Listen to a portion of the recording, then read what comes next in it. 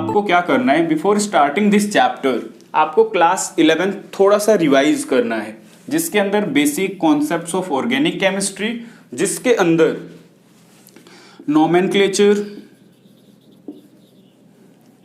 Nomenclature आपको अच्छे से आना चाहिए, फिर आइसोमर्स, ठीक है, रिएक्शन मैकेनिज्म के जितने पार्ट्स है, inductive effect, resonance effect, electrophile, nucleophile, resonance, hyper conjugation, stability of carbocation, stability of कार्बेनाइन intermediates के बारे में, फिर आपको होमोलाइटिक, हेट्रोलाइटिक क्लीवेज, मतलब जो भी आप रिएक्शन मैकेनिज्म के अंदर या basic concepts of organic chemistry के अंदर पढ़ते हैं, वो सारे टॉपिक्स आपको एक बार रिवाइज करने हैं। साथ साथ में आपको हाइड्रोकार्बन भी पढ़ना है। अगर आप इन दोनों चैप्टर्स में अपनी स्ट्रेंथ मजबूत किए हैं, आपने अच्छे से रिवाइज किया है, तो फिर आपको इस चैप्टर को समझने में दिक्कत भी नहीं होगी और बहुत सारे ऐसे टॉपिक्स होंगे जो इन्हीं से कॉपी पेस्ट करके यहाँ पे पढ़ाए भी जाएंगे, तो वो भी आपको आसानी होगी, चीजें इजीली समझ में आएंगी। इसलिए मैं आपको बोल रहा हूँ कि आप इन चैप्टर्स को जब भी पहले ये स्टार्ट करने से पहले, जब भी आप इस चैप्टर को स्टार्ट कर रहे, आप जरूर इन चैप्टर्स को पहले पढ़ लीजिए and then you will start this chapter haloalkane and haloarene. Okay, इसके बाद आपको देखो ऑर्गेनिक केमिस्ट्री में सबसे जो सख्त जरूरत किस चीज की पड़ती है, वो होती है रिवीजन की। अगर आप ऑर्गेनिक में रिवीजन नहीं करते हो, ठीक है, तो आप ऑर्गेनिक केमिस्ट्री सही से नहीं कर पाएंगे, क्योंकि ऑर्गेनिक केमिस्ट्री में कई सारे फैक्ट्स होते हैं, रिएजेंट्स होते हैं, उनको रिवाइज करना पड़ता है बार बार। तो जो ऑर्गेनिक केमिस्ट्री है वो बेस्ड है आपके रिवीजन पे, ठीक है। तो ये भी चीज आपको ध्यान रखना है कि जो भी टॉपिक आपको पढ़ाया जाता है, आप पहले उसको प्रॉपर नोट्स बनाइए और उन नोट्स को कुछ टाइम इंटरवल के बाद जैसे भी आपको कंफर्टेबल लगता है आप उनको रिवाइज भी करते रहिए, ठीक है, क्योंकि बिना रिवीजन के काम नहीं चलने वाला है, ठीक है। चलिए तो स्टार्ट करते हैं halo alkane and hello arene. I hope आप क्लास 11th में अच्छे से पढ़े होंगे, आपको उनके कॉन्सेप्ट्स क्लियर होंगे, उसी को बेसिस मान के मैं यहाँ पे स्टार्ट करूँगा, ठीक है। तो जो halo alkane and hello arene topic है, देखो आप हाइड्रोकार्बन जब पढ़े होगे, मैं सीबीएसई का एक एनसीईआरटी जो बुक है आपकी, उसका एक लिंक बताता हूँ। लिंक मतलब इन द सेंस कि सीक्वेंस क्या है पढ़ाई का। जब आपने हाइड्रोकार्बन पढ़ा होगा तो आपने एल्केन, एल्कीन, फिर एल्काइन पढ़ा होगा और उसी में बेंजीन के बारे में, एक हाइड्रोकार्बन के बारे में भी पढ़ा होगा। तो जब आप फंक्शनल ग्रुप स्टार्ट करते हो तो आप एल्केन से स्टार्ट करते हो, alkane, alkene, alkyne, alcohol, ether, ketone, aldehyde, ketone, carboxylic acid, ये एक सीक्वेंस है फंक्शनल ग्रुप का। उसमें से कुछ आपने 11th में पढ़ लिया, एल्केन, एल्कीन और एल्काइन। अब उसके आगे के जो फंक्शनल ग्रुप्स होंगे, जैसे एक ये भी आपका कंपाउंड हेलो एल्केन होगा, उसी कैटेगरी में आएगा, एल्केन की ही कैटेगरी में आता है, जो हम 11th में नहीं पढ़े। फिर आपका alcohol, ether, aldehyde, ketone, carboxylic acid, ये जितने भी रह गए जो आप क्लास 11th में नहीं पढ़े, वो अब आपको क्लास 12th में अमाइन तक पढ़ना है, ठीक है। तो इन्होंने इस तरीके से एक सीक्वेंस बनाया है कि हम एक सीक्वेंस 11 से पढ़ाते पढ़ाते 12th तक जाए, तो ऑलमोस्ट फंक्शनल ग्रुप्स क्या हो जाए, कवर हो जाए। उसी के अकॉर्डिंग ये चैप्टर्स आपके अरेंज किए गए हैं। तो सबसे पहले हम बात करते हैं halo alkane and hello arene की। तो हेलो का मतलब होता है, पहले इनका मतलब समझते हैं और उसके बाद से देखेंगे कि किस टाइप के कंपाउंड्स की स्टडी हमें इस चैप्टर्स के अंदर करनी है। तो हेलो का मतलब हैलोजन, और halogen in the sense fluorine, chlorine, bromine and iodine, और इसी को हम एक्स से रिप्रेजेंट करते हैं, ठीक है। यहाँ पे हम हैलोजेंस को किससे रिप्रेजेंट करते हैं, एक्स से रिप्रेजेंट करते हैं। और एल्केन का मतलब आपको पता है कि एल्केन क्या होते हैं, जो जनरल फॉर्मूला CnH2n+2 के अकॉर्डिंग कंपाउंड्स होते हैं, उन्हीं को हम एल्केन कहते हैं। तो बहुत सिंपल सी बात है कि जब कोई हैलोजन किसी एल्केन के साथ कंबाइंड हो जाता है तो उस कंपाउंड को ही हम कहते हैं हेलो एल्केन। यानी कि haloalkanes are the compounds which has at least one halogen atom. यानी कि alkanes which have at least one halogen atom is known as haloalkane. अगर आपको हेलो एल्केन की डेफिनेशन बतानी है तो आप यही कहेंगे alkanes which have at least one halogen atom is known as haloalkane. ठीक है, तो ये हेलो एल्केन, जैसे सपोज मान लो एक एग्जांपल लेते, ये आपका CH4 है। ठीक है, अगर हमने इसके एक हाइड्रोजन को हटा के इसमें एक हैलोजन जोड़ दिया तो ये क्या हो गया आपका, इसमें एल्केन भी है और एक हैलोजन भी है। तो इस टाइप के जो भी कंपाउंड्स होंगे उन्हीं को हम कहेंगे हेलो एल्केन। ठीक है, तो आई थिंक अब आपको ये चीज समझ में आ गई होगी कि हेलो एल्केन हम कहते किसको है। फिर बात आती है हेलो एरीन की। तो हैलोजन का तो मतलब समझ आ गया। ठीक है, हैलोजन का मतलब समझ आ गया। एरीन का मतलब है रिंग से, बेंजीन रिंग से। अगर इस बेंजीन रिंग पे कोई भी हैलोजन जुड़ा हुआ है तो हम उसको कहेंगे कि वो हेलो एरीन है। ठीक है, अब क्या है, इस पूरे चैप्टर के अंदर जो भी हम रिएक्शंस पढ़ेंगे, chemical property, physical property and there uses, वो सारे इसी पे डिपेंड होंगे जो कंपाउंड्स हैलोजन कैरी करते होंगे। जिन कंपाउंड्स के पास हैलोजन होगा उन्हीं कंपाउंड्स की प्रॉपर्टी, चाहे फिजिकल हो, केमिकल हो, उनका नोमेनक्लेचर हो, उनका आइसोमर्स हो, वो हमें इस चैप्टर के अंदर डिस्कस करना है। तो जैसे ये आपका एक चैप्टर, एक टॉपिक हो जाएगा हेलो एरीन और एक टॉपिक हो जाएगा हेलो एल्केन, दोनों को हमें सेपरेटली डिस्कस करना है इस चैप्टर के अंदर। तो पहले हम इसकी पढ़ेंगे क्लासिफिकेशन। पढ़ना क्या क्या है, classification, nomenclature, isomers, physical property, preparation, physical property, chemical property and there uses. ठीक है, ये आपको टॉपिक्स कवर करने हैं। सबसे पहले हम डिस्कस करेंगे classification of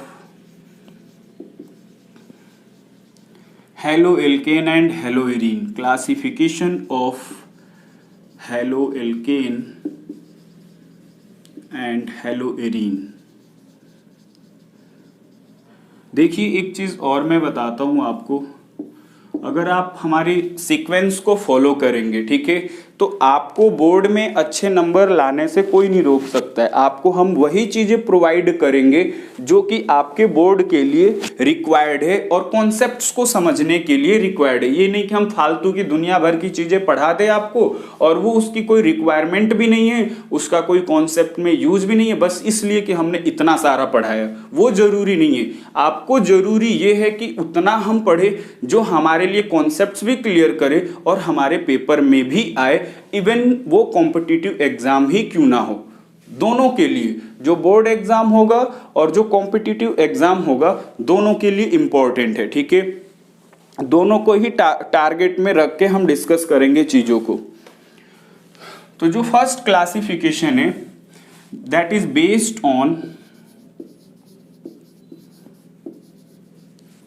based on number of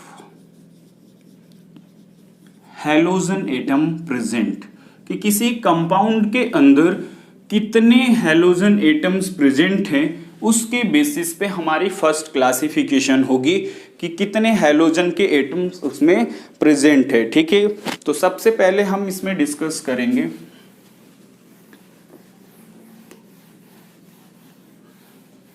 मोनोहैलो alkene. मोनोहैलो alkene, ठीक है। तो देखिए मोनोहैलो एल्केन का मतलब बहुत सिंपल सा है। मोनो का मतलब वन, हेलो का मतलब हैलोजन और एल्केन का मतलब एल्केन। जब एल्केन से सिर्फ एक ही हैलोजन जुड़ा होगा उसी को हम कहेंगे मोनोहैलो alkene. Like CH3X, CH3, CH2X, इस तरीके के चाहे जितने भी कंपाउंड्स आप ले लीजिए, सारे ही क्या होंगे, ये सब के सब मोनोहैलो एल्केन है। ठीक है, तो इसमें हमें यही तो देखना है कि हैलोजन के कितने एटम्स प्रेजेंट है। तो सब में हम देखेंगे सिंगल सिंगल हैलोजन्स प्रेजेंट है। तो in all cases all alkanes have single halogen, that's why they all are known as monohalo alkane. ठीक है, मोनोहेलो एल्केन्स के बाद नंबर आता है आपका डाई हेलो एल्केन्स, और इनका मतलब अब आप समझ गए होंगे क्या है, die halo alkanes. Similarly CH2X, CH2X या कुछ भी इस तरीके का कंपाउंड है,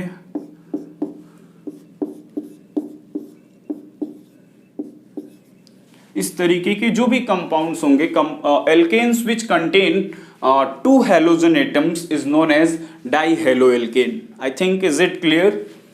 and now we talk about trihaloalkanes, and name clears that how many halogens are present there. In trihaloalkane there is 3 halogen atoms are present like this.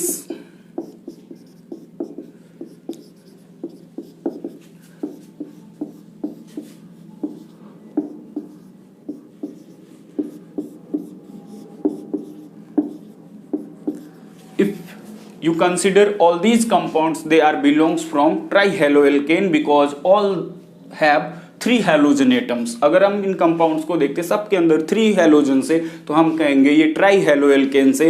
अगर इनसे ज्यादा भी हेलोजन्स प्रेजेंट है 4, 5, 6 से, तो हम उनको नेम देते हैं पॉलीहेलोएल्केन्स, पॉलीहेलोएल्केन।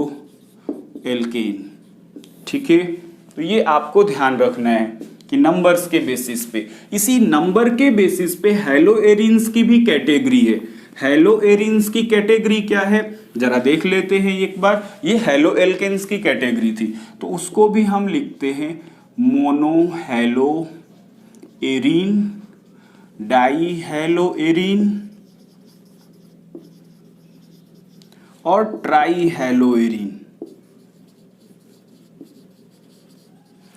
मोनोहेलोएरीन का मतलब, एरीन का मतलब बताया मैंने आपको कि रिंग और उस पे कोई हेलोजन जुड़ा है तो वो हेलोएरीन, और अगर सिंगल हेलोजन जुड़ा है तो that is called monohaloarene. Similarly if ring has 2 halogen atoms that is called, किसी भी पोजीशन पे आप ले सकते हो, ये नहीं है कि बस वहीं पे होगा, यहाँ पे भी होगा तो भी है आपका डाइहेलोएरीन।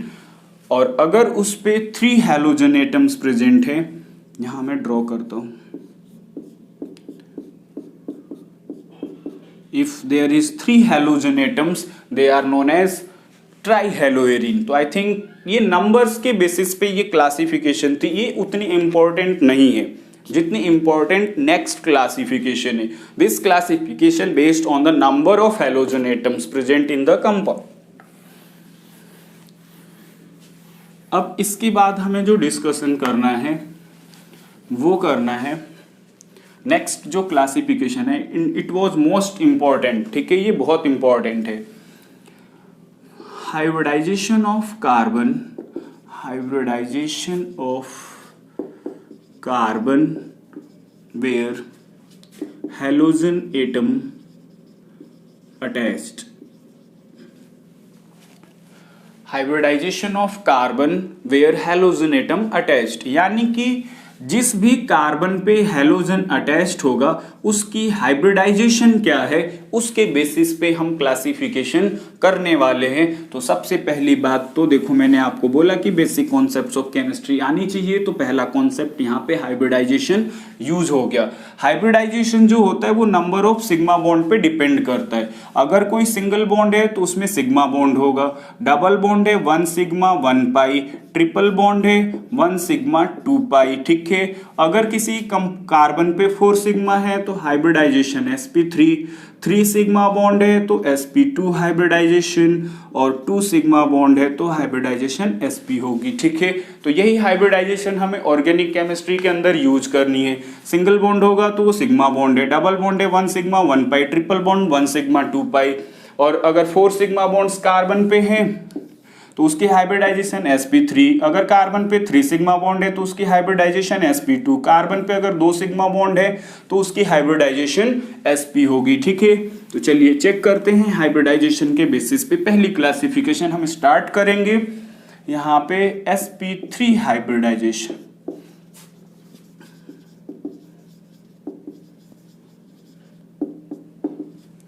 sp3 हाइब्रिडाइजेशन के बेसिस पे हम क्लासिफिकेशन करना स्टार्ट करेंगे और इसमें पहली कैटेगरी हम डिस्कस करेंगे एल्काइल हैलाइड्स। किसकी डिस्कस करेंगे? Alkyl halides. एल्काइल हैलाइड्स का जो जनरल फॉर्मूला होगा आपका वो होगा CnH2n+1x। ये बनता कैसे, एल्काइल हैलाइड बनता कैसे, ये समझा देता हूं मैं आपको। सपोज मान लो आपने एल्केन लिया CnH2n+2, यानी ये एल्केन। यहां हमने क्या किया, एक हाइड्रोजन हटाया, एक हैलोजन जोड़ा, यहाँ -1 किया और हैलोजन जोड़ दिया, तो ये बन जाएगा CnH2n+1x और ये बन जाएगा एल्काइल हैलाइड। जब किसी एल्केन से हम एक हाइड्रोजन रिप्लेस कर देते हैं तो वो एल्काइल में कन्वर्ट हो जाता है, और जब उसी में हैलोजन जुड़ जाएगा तो वो हो जाएगा एल्काइल हैलाइड। यही ठीक यहाँ पे मैंने लिखा, यहाँ से मैंने -1 करा और उसकी जगह एक हैलोजन जोड़ दिया, तो यही एल्काइल हैलाइड का क्या हो जाएगा, जनरल फॉर्मूला हो जाएगा। जैसे कि अगर मान लीजिए आपने CH4 लिया, मैंने बोला एक हाइड्रोजन हटा दीजिए, एक हैलोजन जोड़ दीजिए, तो ये हो गया CH3Cl। तो हम कहेंगे कि ये क्या है, एक एल्काइल हैलाइड है, क्योंकि ये इस फॉर्मूले को सेटिस्फाइड करता है और इसका नेम हो जाएगा, CH4 था तो मीथेन, CH4 था तो मीथेन। अब इसको हम लिखेंगे मिथाइल, एल्केन से क्या हो जाएगा, एल्काइल, तो एल्काइल का मतलब मिथाइल, और उसी में क्लोरीन जोड़ देंगे तो क्या हो जाएगा, chloride, methyl chloride, that is called alkyl halide. अब हम देखते हैं कि एल्काइल हैलाइड्स क्या क्या होंगे और उनकी हाइब्रिडाइजेशन क्या होगी। CH3X, CH3, CH2X, CH3, CH, CH3X, और एक और कंपाउंड हम लेंगे यहाँ पे,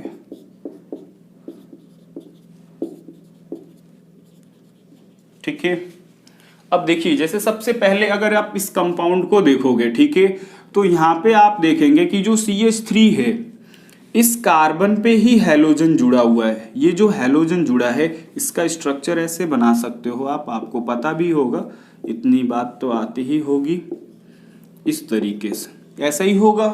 तो हम इस कार्बन की ही तो हाइब्रिडाइजेशन देखेंगे, हमने कॉन्सेप्ट ही यूज करा है, hybridization of carbon where halogen atom attached, ठीक है। तो इस कार्बन पे हैलोजन अटैच्ड है, तो इसकी hybridization number of sigma bond 1 2 3 4, that's why it is sp3 hybridised.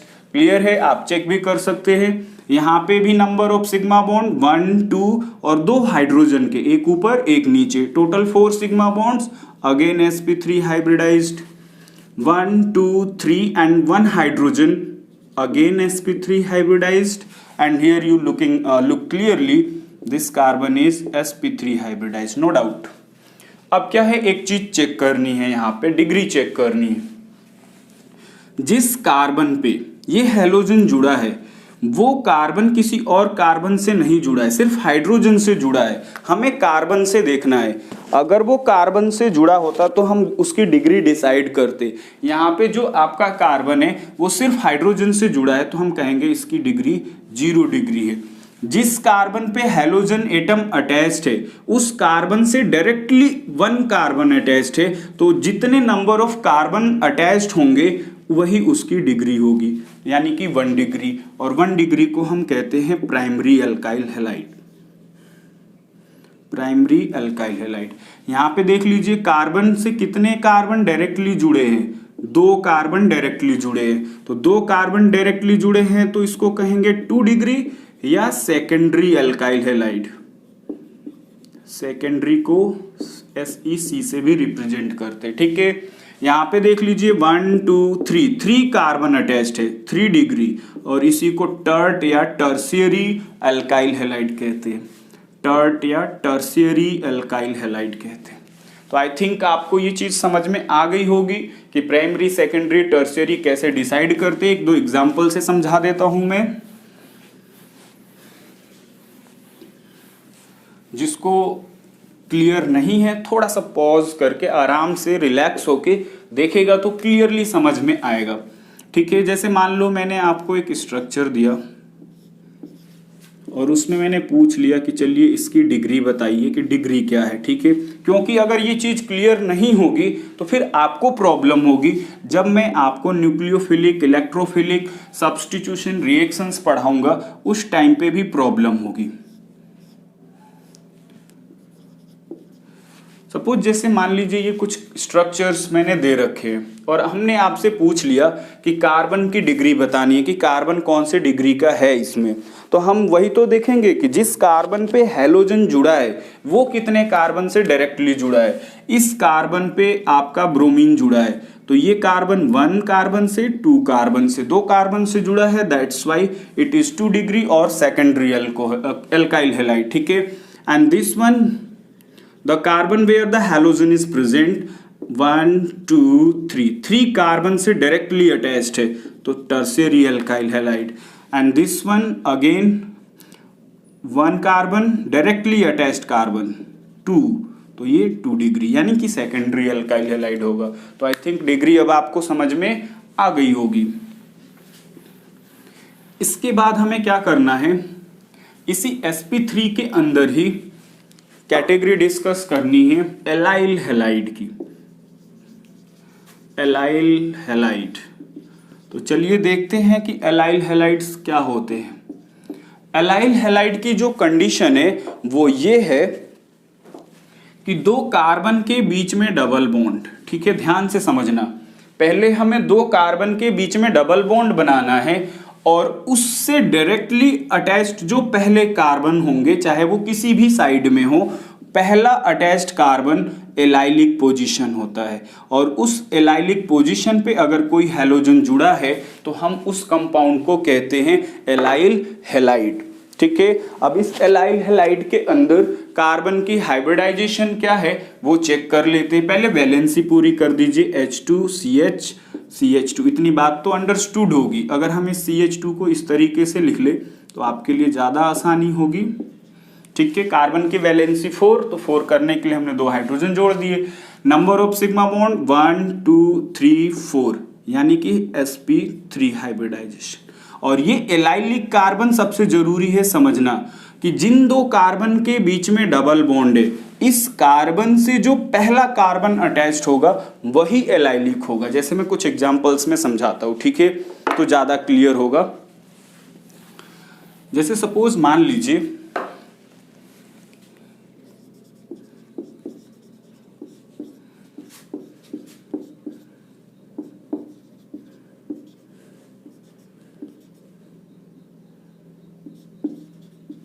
अब मैंने ये स्ट्रक्चर लिखा है, ठीक है, और मैंने आपसे पूछा कि बताइए ये एलाइल हैलाइड है या नहीं है। तो सबसे पहला काम तो आप एलाइलिक कार्बन ढूंढेंगे। एलाइलिक कार्बन आपको मिलेगा कहाँ, जिन 2 कार्बन के बीच में डबल बॉन्ड है उससे जुड़ा हुआ पहला कार्बन जो भी डायरेक्टली जुड़ा होगा।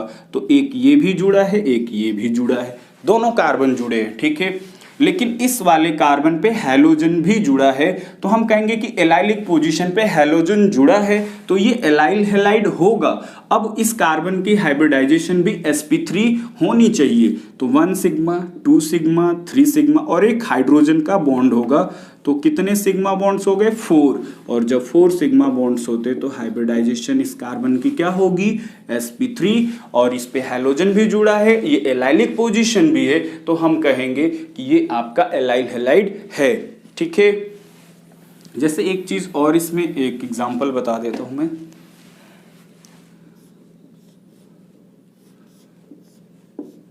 जैसे सपोज मान लो इसका पूछ लिया आपसे कि ये एलाइल हैलाइड है या नहीं है, हालांकि ये साइक्लिक स्ट्रक्चर है। ठीक है, तो साइक्लिक स्ट्रक्चर में भी ये एल्कीन का केस है। तो इसमें देखना हमें ये कि इन 2 कार्बन के बीच में डबल बॉन्ड है तो एलाइलिक ये भी है, एलाइलिक ये भी है। जो भी पहले डायरेक्टली कार्बन अटैच्ड होंगे वही आपके एलाइलिक होंगे। तो एलाइलिक पोजीशन पे ब्रोमीन अटैच्ड है तो हम कहेंगे कि हाँ ये बिल्कुल आपका एलाइल हैलाइड होगा। और इस कार्बन की hybridization 1 sigma bond 2 sigma bond 3 sigma bond और एक हाइड्रोजन भी होगा कार्बन की वैलेंसी को पूरी करने के लिए। तो 4 सिग्मा तो sp3 हाइब्रिडाइजेशन। और जब sp3 हाइब्रिडाइजेशन है, हैलोजन एलाइलिक पोजीशन पे जुड़ा है, तो हम कहेंगे कि ये स्ट्रक्चर एलाइलिक हैलाइड है, एलाइल हैलाइड है। इसके बाद नंबर आता है इसी कैटेगरी में, थर्ड नंबर आता है, सी पॉइंट आता है, वो है आपका बेंजाइल हैलाइड।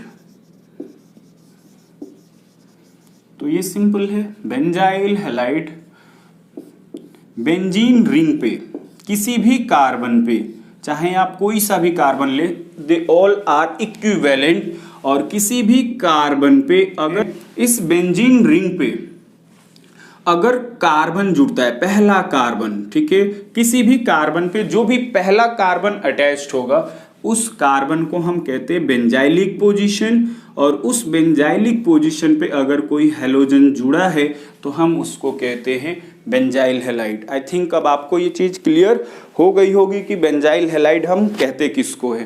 तो बेंजाइल हैलाइड हम उसको कहते हैं जो कार्बन बेंजीन रिंग से डायरेक्टली अटैच्ड हो और उस पे हैलोजन जुड़ा हो, उसको हम कहते हैं बेंजाइल हैलाइड। ठीक है, तो इस बेंजाइल हैलाइड की कंडीशन तो पता चल गई, हाइब्रिडाइजेशन भी चेक कर लेते हैं। sp3 क्योंकि 4 सिग्मा बॉन्ड्स होंगे, इस वजह से इसकी हाइब्रिडाइजेशन sp3 होगी। ठीक है, इसके बाद हम बात करेंगे second type of hybridization, sp2 hybridization. इसमें भी दो केसेस होंगे। फर्स्ट केस है आपका विनाइल हैलाइड। विनाइल हैलाइड की कंडीशन ये होती है कि जिन दो कार्बन के बीच में डबल बॉन्ड है, उस डबल बॉन्ड के साथ ही हैलोजन जुड़ा है, तो वो विनाइल हैलाइड होगा, यानी कि ये विनाइल हैलाइड होगा। हाइब्रिडाइजेशन 1 सिग्मा 1 सिग्मा 1 पाई और 1 सिग्मा बॉन्ड हाइड्रोजन का, तो इस कार्बन पे आए टोटल 3 सिग्मा बॉन्ड, तो हाइब्रिडाइजेशन sp2। ठीक है, ये चीजें क्लियर होनी चाहिए। जैसे एक एग्जांपल और देता हूं मैं आपको, और सपोज मान लीजिए किसी ने आपसे पूछा कि ये कंपाउंड आपका विनाइल हैलाइड है या नहीं है, तो ऑब्वियसली है। जिन दो कार्बन के बीच में डबल बॉन्ड है, उस कार्बन से ही अगर हैलोजन जुड़ा होगा तो हम कहेंगे कि वो विनाइल हैलाइड है, और इस कार्बन की हाइब्रिडाइजेशन क्या होगी, sp2 होगी। इसी तरीके से इसमें सेकंड कैटेगरी है आपकी, वो है आपकी सेकंड कैटेगरी एराइल हैलाइड, या जिसको हम हैलोएरीन ही कहते हैं। बेंजीन रिंग पे डायरेक्टली कोई हैलोजन जुड़ जाए, उसको हम कहते हैं एराइल हैलाइड, और जिस कार्बन पे ये जुड़ा है उसकी हाइब्रिडाइजेशन 1 2 3 सिग्मा बॉन्ड और 1 पाई बॉन्ड यहाँ पे होगा, तो हम कहेंगे इसकी हाइब्रिडाइजेशन sp2 है। क्लियर है इतनी बात? तो ये एराइल हैलाइड हो गया। हालांकि ये sp2 की दो कैटेगरी, sp3 कैटेगरी में कुछ कंपाउंड्स होते नहीं है एक्चुअली, लेकिन हम यहाँ पे मतलब होंगे, ऐसी बात नहीं है, बट यहाँ पे आपकी बुक में भी नहीं गिवन है, बट बना सकते हो आप। जैसे मान लो इस तरीके के स्ट्रक्चर्स दे दिए हम, ये जैसे यहाँ पे हाइब्रिडाइजेशन है sp की कैटेगरी, sp हाइब्रिडाइजेशन, तो यहाँ पे तो हो गया। अब इस कार्बन की हाइब्रिडाइजेशन 1 2, यहाँ पे तो 2 पाई बॉन्ड हो जाएंगे, तो यहाँ हम कहेंगे कि इस कार्बन की हाइब्रिडाइजेशन क्या है, sp हाइब्रिडाइजेशन है। ठीक है, तो ये थी आपकी classification of haloalkanes and haloarenes. ठीक है, इसी में एक छोटा सा टॉपिक और है, बस उसको कवर कर देता हूं मैं। Vicinal halide and geminal halide, ये क्या होते हैं? अगर आपने 11th में पढ़ा होगा तो पता होगा। विसिनल वीक हैलाइड बोलते हैं, जेमिनल को जेम हैलाइड बोलते हैं। विसिनल हैलाइड का मतलब होता है, सपोज कोई कार्बन की चेन है, उस कार्बन में किसी भी नेबरिंग कार्बन पे सेम हैलोजन एटम्स अगर जुड़े होते हैं, किसी भी दो कार्बन पे अगर 2 हैलोजन एटम्स जुड़े होते हैं, तो उसको हम कहते हैं विसिनल हैलाइड। और किसी कार्बन की चेन में अगर एक ही कार्बन पे 2 halogen atoms, same halogen atoms जुड़े होते हैं, तो उसको हम कहते हैं जेमिनल हैलाइड। जैसे कि सपोज मान लीजिए एक एग्जांपल लिखता हूं मैं यहाँ पे विसिनल हैलाइड का और जेमिनल हैलाइड का।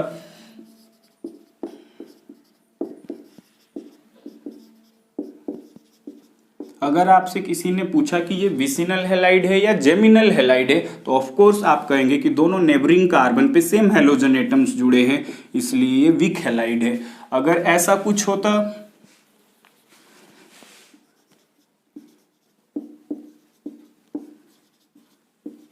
तो हम कहते कि ये जेमिनल हैलाइड है। जब एक ही कार्बन पे दोनों सेम हैलोजन एटम्स प्रेजेंट हो तो उसको हम कहते हैं जेमिनल हैलाइड, और जब दोनों नेबरिंग कार्बन पे होते हैं तो